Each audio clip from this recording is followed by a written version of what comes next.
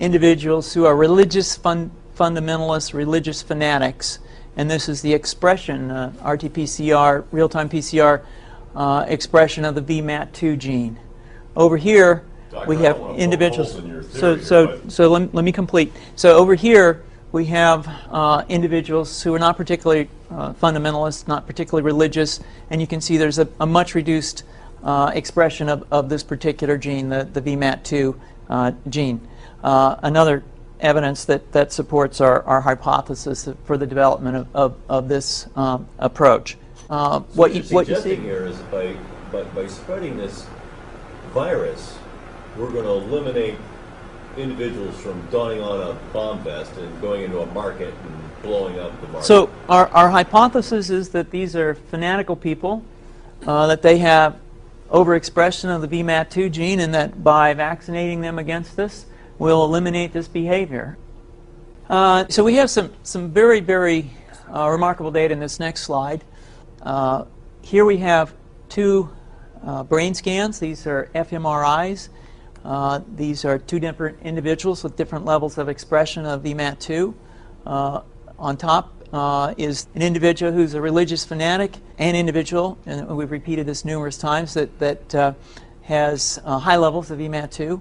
Now, this individual down here who had low levels of the VMAT2 gene, this individual would self-describe as not particularly religious. In each case, these individuals were read a religious text. This individual lit up the right middle frontal gyrus, shown here, and that's a part of the brain that's associated with theory of mind.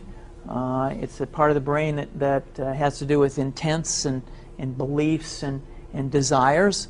In marked contrast, here's an individual who would not particularly self-describe as religious, and when they're read a religious text, what you see is that this part of the brain called the anterior insula lights up. This is a part of the brain that's associated with disgust or displeasure on hearing something.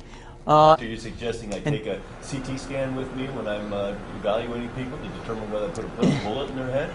So the data that I'm presenting here supports the concept that we're proposing, and I think that we would not propose to do CT scans or fMRIs on individuals out in the hinterlands of Afghanistan.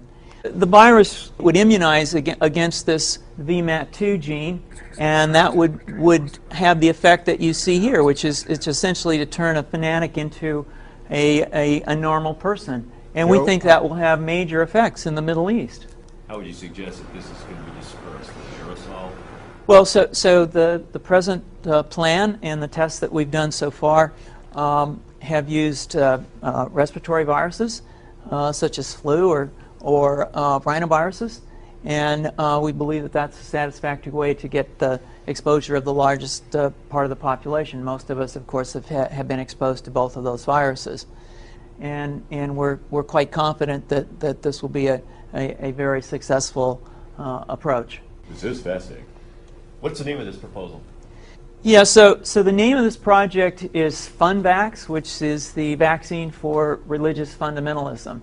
And you have a proposal already? The proposal has just been submitted, and I think that the data that I have shown you today would support the development of this project, and we think it has great promise.